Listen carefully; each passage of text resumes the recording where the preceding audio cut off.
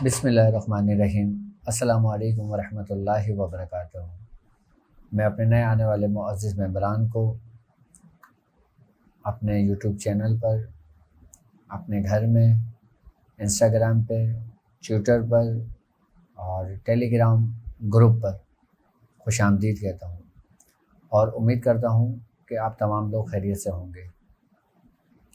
आज आपके लिए एक अहम ऐलान होगा। जो लोग इस रूहानी सफ़र में मेरे साथ शामिल हैं और जो लोग सूरह कुरैश की ज़कात अदा कर रहे हैं, जो लोग नक्श की ज़कात अदा कर रहे हैं और जो तमाम लोग मेरे साथ इस रूहानी सफ़र में शामिल हैं, चाहे इब्तिदाई वक्त से जिन्होंने अभी ज्वाइन किया हो या जिन्होंने बाद में ज्वाइन किया हो, या कुछ लोग जो ये वीडियो देखकर ज्वाइन करें, उन सब के लिए अहम पैगाम होगा। जो रिकॉर्डिंग थी ना मियां हुजूर की, जो नशिस्त से थी, हाँ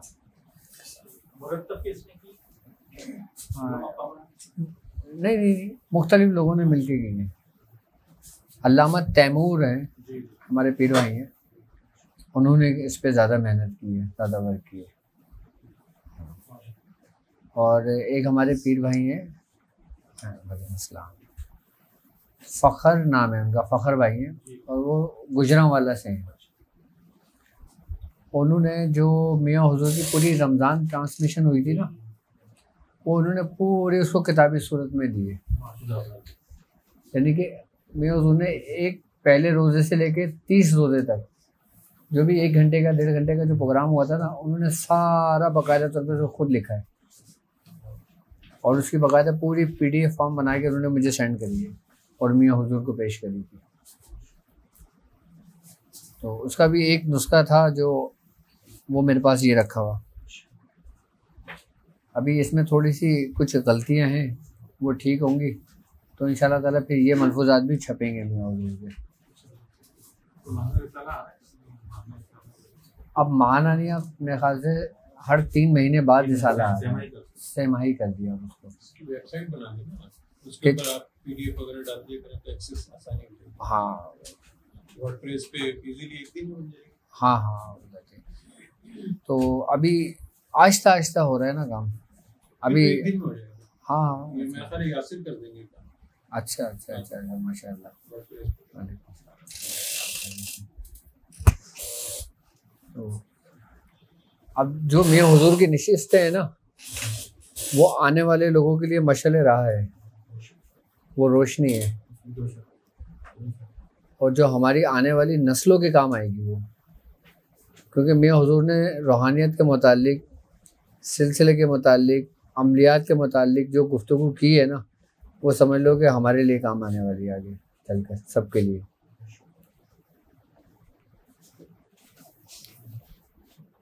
अच्छा, मियां हुजूर ने ये सिलसिला शुरू किया था सन 2007 से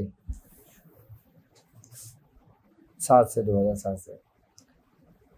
तो हम लोग जब बैठते थे तो हम लोग पहले दवाखाने के ऐसे फारिग होते थे मरीज़ों से, तो हम लोग बैठे होते थे, मियां हुजूर आके कुर्सी पे बैठ जाया करते थे, अपने बातें शुरू हो जाया करती थी हमारी।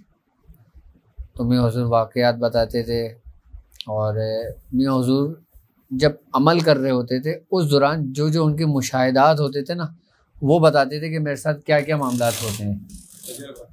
मियां हुजूर अपने तजर्बात बताते थे उस वक्त। अच्छा, ये बात मैं आपको बता रहा हूँ, ये जो बात बता रहा हूँ, ये बात है सन 2000 की,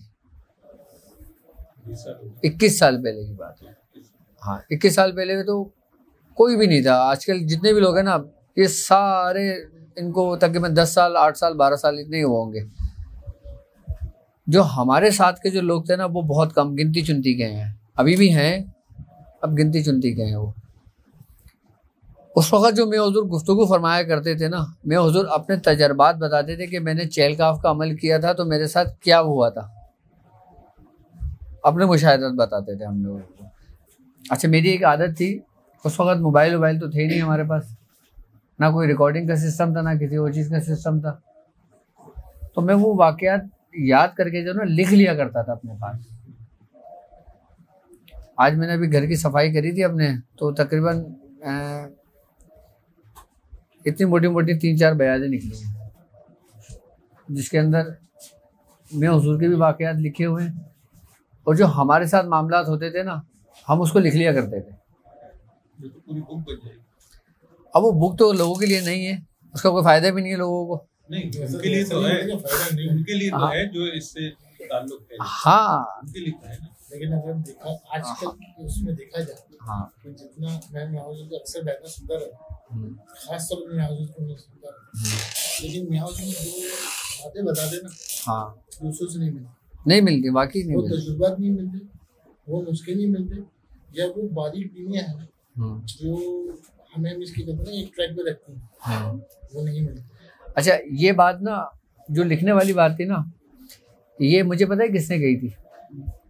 हमारे एक पीर भाई हैं, खैर आप तो वो नहीं आते, हमारे मियाँ हुजूर ने सबसे पहली खिलाफत उनको दी थी अपनी ज़िंदगी की। उनका नाम था सुल्तान भाई, करंगी में रहते थे वो शख्स सूरह यासीन 141 या 131 मरतबा रोज़ाना पढ़ता था। उसका ये मामूल था, उसकी रियाजत बता रहा हूँ मैं। और तकरीबन जब उनको पढ़ते हुए 6 साल गुजर गए थे ना, उसके बाद खिलाफत हुई थी। उस शख्स ने समंदर में जाके 141 मरतबा पढ़ी है, कब्रिस्तान में जाकर पढ़ी है, अपने घर में बैठकर पढ़ी है। और उसका ये हाल था, ये उनके मामलात थे। उस वक्त मेरा इब्तिदाई दौर था, यानी कि उस वक्त मैं दाखिल हुआ था, ये बात है 98 की बात है। मैं उस वक्त इस रस्ते में दाखिल हुआ था और वो ये काम करते हुए उनको तकरीबन 3-4 साल गुजर चुके थे। वो हमसे सीनियर थे। उनका ये हाल था, जब वो आते थे ना तो मतलब कि जब रश होता था ना तो हमारी जो ना उनसे बड़ी बनती थी। हम छोटे थे उम्र में, वो हमसे सीनियर थे। अब वो हमसे ना पूछते थे कि भाई तुमने पढ़ाई शुरू करी? मैंने कहा हाँ शुरू करी। क्या क्या हुआ? मैंने कहा अभी तो कुछ भी नहीं हुआ। कह रहे नहीं कुछ तो हुआ होगा ना, ऐसा तो नहीं है। मैंने कहा अच्छा आप क्या करते हो? तो कह रहे नहीं मैं तो अभी सीख रहा हूँ।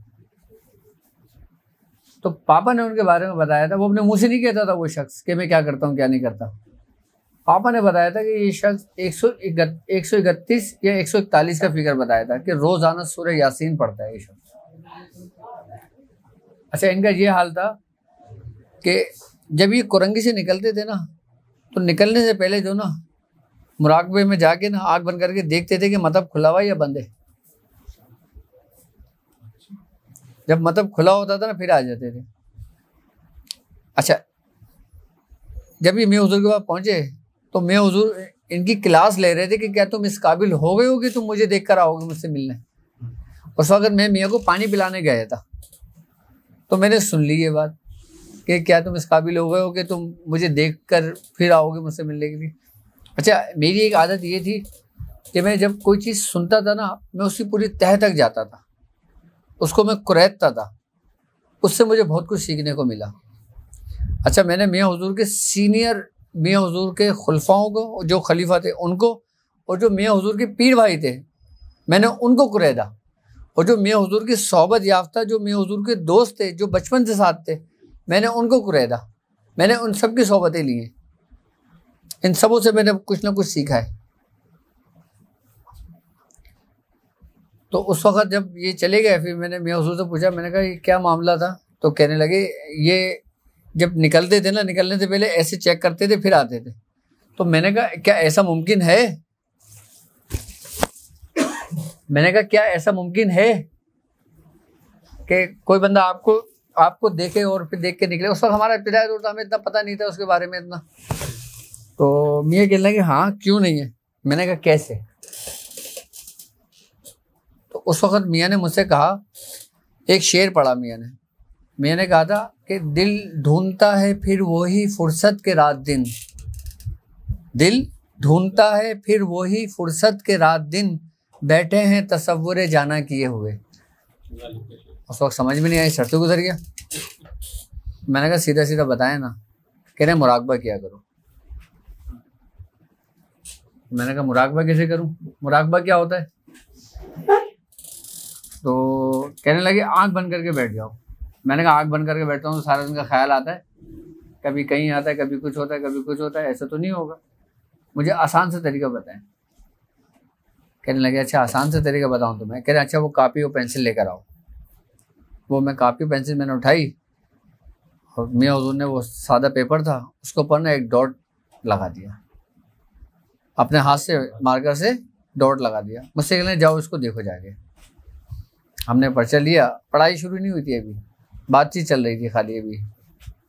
फिर हमने डॉट का पर्चा लिया, हमने उसको देखना शुरू कर दिया। मैंने फरमाया था कि जितना तुमको आसानी हो उतना देखो, अपने ऊपर लोड नहीं डालना, अपने ऊपर बड़ा नहीं डालना। जब तुम उकताने लगो ना तो तुम छोड़ देना। हमने वही करा, अपना पर्चा लगाया, हमने वो डॉट देखना शुरू कर दिया। अब जब हमने डॉट देखना शुरू कर दिया, आंखों से पानी भी बहा। मेरी आंखें ऐसी थी कि जैसे अंगारा, लाल सुर्ख।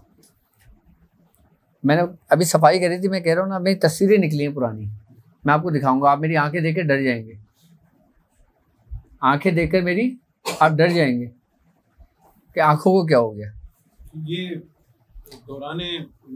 ये अमलियात की प्रैक्टिस के दौरान की बात बता रहा हूँ। उसके बाद भी ऐसी मुस्तकिल हो गई थी? नहीं, मेरी बचपन से थी। तकरीबन जब मैं 4 साल का था, 5 साल का था, उस वक्त से मेरी आंखें ऐसी थी सुर्ख। अच्छा हमारे खानदान में है ये। अच्छा वो कहते हैं कि किसी ने शेर का गोश्त खाया हो ना, हाँ, तो वो उसकी नस्ल में जो है ना ये हाँ चलता है। मेरी आंखें थी। मेरे बाद मेरे छोटे भाई वासिक की आंखें हुई थी, फिर ऐसी उसकी भी आंखें लाल रहती थी। हम 2 भाइयों की रहती थी, बाकी और किसी भाई की नहीं रही। जब मैंने ये पढ़ाई शुरू करी, जब मैंने डॉट की प्रैक्टिस शुरू करी ना, उसके बाद मेरी आंखें ठीक होने शुरू हो गई। जब मैंने पढ़ाई स्टार्ट की ना, फिर मेरी आंखें बिल्कुल नॉर्मल हालत में आ गई। वरना डॉक्टर ने ये कहा था कि ये या तो आंखें इसकी ख़त्म हो जाएंगी या इसकी बिनाई चली जाएगी, ऐसी आंखें थी मेरी। खैर उसके बाद जब हमने डॉट की प्रैक्टिस में से पहला सबक लिया, अच्छा ये मैं वो चीज़ें बता रहा हूँ जो मेरे साथ हुआ है। हमने अपना पर्चा लगाया, हम उसको देखने शुरू कर दिया, कुछ नहीं पढ़ते थे, सिर्फ उसको देखते थे। अच्छा जब कुछ वक्त गुजरता था उसके बाद हम उड़ जाते थे। फिर हम जब दवाएं कूट रहे होते थे, दवाएं बना रहे होते थे, जिस चीज़ पे हमारी नज़र पड़ जाती थी ना, बस इस चक्कर में मैंने शीरे बहुत गिराए। चूल्हे पे शीरा पकाया और अपने शीरा बना गया, और अब किसी भी चीज़ पे नज़र पड़ी उसको देखने लगे, वो शीरा गिरने शुरू हो गया। 2-3 दफ़ा शीशा पतीले से बाहर आके गिर गया। जब ढर झटका लगा, जब देखा तो वो शेर जल्दी चूल्हा बंद करा और समेटा सफाई का, फिर दोबारा चीनी ला के दोबारा बनाया। ऐसे बहुत हुए मेरे साथ शुरू के इब्तिदाई दौर में। फिर मुझे डांट भी बहुत पड़ी है इसमें डाली, लेकिन मैं अपने काम में लगा रहता था। उसका फ़ायदा ये हुआ कि कुछ अरसे के बाद कि आँख की जो पुतली थी ना, वो एक जगह ठहर गई।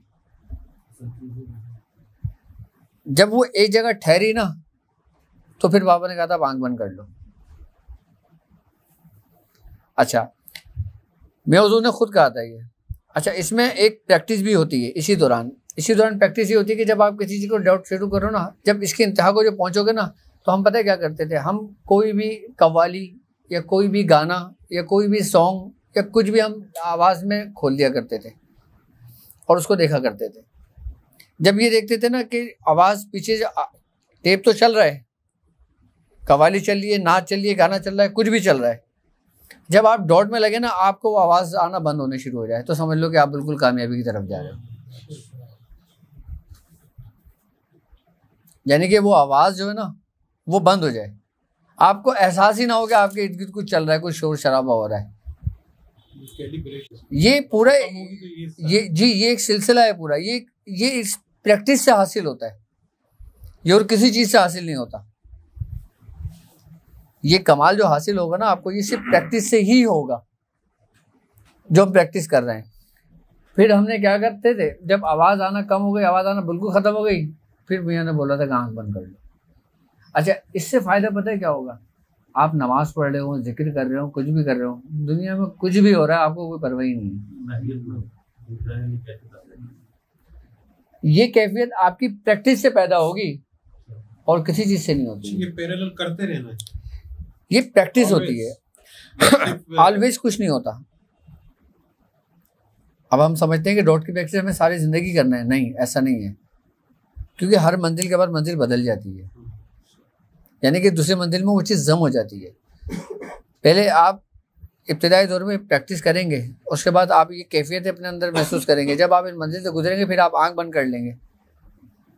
जब आप आंख बंद करेंगे फिर आपको जाहिर सी बात है, जब आप इस मामला से गुजर कर एक मुराकबे के अंदर दाखिल होंगे ना, तो फिर अंदर तो कुछ भी नहीं होगा ना, अंदर तो बिल्कुल सन्नाटा है, खाली है, बिल्कुल खाली है। आपको एक बिल्कुल बंजर ज़मीन दी गई है, आपने उसमें खेती बाड़ी करना है। कब? जब आप मुराकिब होकर होंगे। भाई कहते हैं ना कि सारी कायनात हमारे अपने अंदर मौजूद है। कैसे? सरकार गौस पाक का फरमान है ना, आपने फरमाया कि मुरीद की एक अपनी ज़मीन है बातिन की, और मुरीद उसमें काश्तकारी करता है। आई बात समझ? उसमें फिर वो उस चीज़ को तख्लीक करता है, अपने अंदर के जहां को। बाहर कुछ भी नहीं है, ये सब कुछ अपने अंदर हो रहा है। वो सब कुछ बना रहा होता है अपने अंदर। आई बात समझ में? उसके अंदर से जब वो सब कुछ अपने अंदर बना रहा होता है, वो ज़मीन में खेती बाड़ी कर रहा होता है, काश्तकारी कर रहा होता है, तो वो पूरी एक बनना शुरू हो जाती है पूरी। क्यों? क्योंकि आप मुराकिब के मायने ही नेगेबानी के हैं। जब आप मुराकिब होगे तो आप नेगेबानी करोगे, और जब नेगेबानी करता है तो किस चीज़ की जाती है? बातिन की जाती है। तो आप अपने अंदर हर चीज़ क्रिएट कर रहे होते हैं। ये मुराकबे की हालत की बात बता रहा हूँ। मुराकबे में इतनी जल्दी दाखिल नहीं हुआ जाता। होने को तो आप अभी आँख बंद करके बैठो, कहो मैं मुराकबे में बैठा हूँ, लेकिन वो उस मुकाम पे तो नहीं है ना। असल चीज़ कैफियत का नाम है। अच्छा, लोग समझते हैं कि मुराकबा बेसिकली आँख बंद करके बैठने का नाम है, जबकि मुराकिब होना जो ना एक महवियत का नाम है, गुम हो जाने का नाम है। अब सहाबा कराम थे, अब कुरान जब नमाज की हालत में खड़े होते थे, कोई आयत पढ़े जाते थे तो आप गुम हो जाते थे, सजदा तवील कर दिया करते थे, रुकू तवील कर दिया करते थे। 2 रकात वो पूरी रात उनको 2 रकात पढ़ने में लग जाती थी। क्या था ये? कैफियत। इसी कैफियत का नाम मुराकबा है।